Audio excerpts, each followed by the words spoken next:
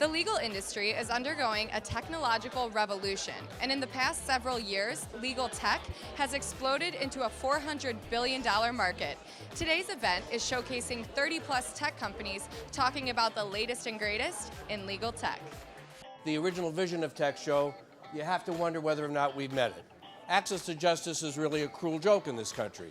75% of the people in this country do not have access to justice. The American Bar Foundation study indicated that anybody who has a justiciable problem needs to think about where they're going to go. 75% of the people do not look for lawyers, do not look for the legal system.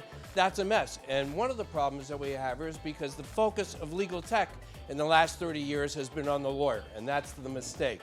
We are moving into a world of do-it-yourself. We've been there for a long time. The focus of the legal profession needs to be on the client. Give the client access to the technology, and they'll find the lawyer. So, when we set up ABA Tech Show back 30 years ago, many years later, Sam Giberson gave a keynote speech that always stuck with me. And I challenge all of you to think about it because I don't think we're there yet. He noted that discovering the internet for each of us is a meeting with the electronic frontier. Some of us walk away and return to the comfort of doing what we know how to do. I think that's really what you can describe the legal profession as being. Others recognize that the internet is a collective human consciousness, which is a teaching and learning tool for the entire planet. We're building a new civilization by creating a new economy utilizing internet technology to spawn it. Now, I was lucky. When I started practice, my dad was in the shoe business. He had shoe factories all over the world. It was 1979. I was an international business lawyer from the very beginning. The unauthorized practice of law was never an issue for me. It's not an issue for any of you either. Once the internet became an opportunity for all of us to operate on the global highway with e-commerce, all of us can be international lawyers. It's a shame that most of us continue to think about sovereign laws, thinking of us stuck in the local environment that we're in. And that's really what Sam then went on to say. What ended up happening is that fiercely competitive battles for the electronic frontier's wealth could prevent a digital renaissance from taking hold and bringing prosperity around the globe. Think of the issues of the digital divide. We cause a lot of that. As lawyers, we do. We don't know what great advances in civilization have been squandered. The question before us, which future does the internet define? Sam challenged us to come up with projects that were worthy of the creation of the internet itself. Building a justice layer in the internet is yet to be done by the legal profession. What do we think about? We think about the rule of law. We're stuck. We think about it as laws. We think about it as institutions. We think about it as enforcement of laws. We think about it as enforcing laws in a fair way. But the fact is that access to justice is much more than laws. It's access to opportunity for all of us. And so think about this. The disenfranchised, which represent most of the people on this planet, only have access to societal norms, the changing of norms. It's only the rich who have access to the letter of the law, only have access to government. None of the rest of us do. If we want to change the rules, we change them from the bottom up. The bottom up efforts are education, creating positive societal norms. Top down, well, the Sustainable Development Goals of the United Nations, that's great. The environmental rules that were just passed that will affect us in 2040, that's wonderful, but we have climate change today. So we need to have projects from the bottom up.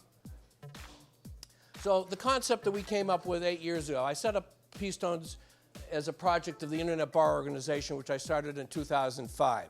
So we are an organization that operates on the internet. And we realized that, well, if I was going to take my dad's idea of how do I represent international clients everywhere in the world, we could work with clients anywhere in the world if we started digitally, if we started working with music.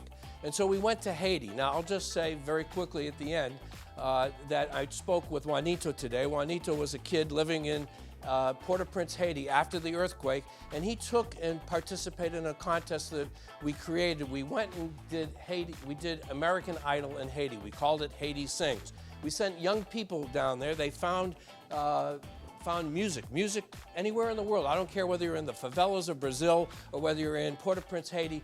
Music is a cultural norm for all of us, and it's great music. So we went out and we reached out to those folks in Haiti, said, find the best that you can find. And what we'll teach you is that your people can come and we will teach you as an international lawyer that you can access a cafeteria of laws of the world. Just because Haiti doesn't have any value in terms of copyright law doesn't mean that you as a Haitian citizen can't access U.S. copyright law, laws of anywhere in the world. I knew that as an international lawyer. So with technology, we could take this anywhere. So what we did was we created a contest and we brought Juanito online. Now, several years later, I'm talking to Juanito today, 250,000 likes on Facebook. So he's traveling all over the world. It's a pretty good deal. We can give the disenfranchised access to the global music marketplace. That's a pretty neat thing to do. So this is the process that we went to. And anybody here can do it. I knew it as an international lawyer. You have to start by working with supportive sectors. I went to the Tufts University Institute for Global Leadership. I happen to know people there. They gave me access to the Haitian marketplace. I didn't know anybody in Haiti, but there were students there who were running programs in the engineering program, building wells in Haiti, nursing programs in Haiti. They gave me access to all kinds of politicians in Haiti that I otherwise didn't have access to. Then we went and we found intermediaries that would lead us to local musicians. We got the word out. We got advertising. We got lucky. We were fortunate to be able to get a whole bunch of people show up. 60 people showed up. And then we gave the local judging to all of the people there. At that point, they selected it down to 20. We took all of the young people. Now, this is multidisciplinary. The bar talks about multidisciplinary, but you tell me how often they actually do it. We took students from the business schools, students from the video programs. We took students from the law schools. They all worked together, all young people. They went and they took the stories of all these kids from Haiti. They put them online. 10,000 votes later and a couple of months later, Juanito won the contest. Now, what did he have the opportunity to do? He had the opportunity to come to Boston, and he came to Boston. Now we have a winner from Kenya. We're actually recording the music in Kenya because one of our rule of law people said, you got to do it there, not here. But then it was early, and we were still figuring it out. And so we recorded the music in Boston. We gave a kid who had never been out of a mud hut with his mother, who was playing a guitar upside down, the chance to record an album in a week in Boston with musicians from Berklee College of Music. When he arrived in Boston, I began to think how crazy this is. I realized that how could he do this in a week?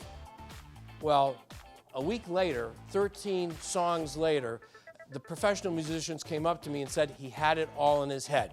He knew exactly what every musician was going to play, except for one song. They said he recorded the album in a week. Every song was one take, and it was perfect. It's one of the most famous albums in Haiti today.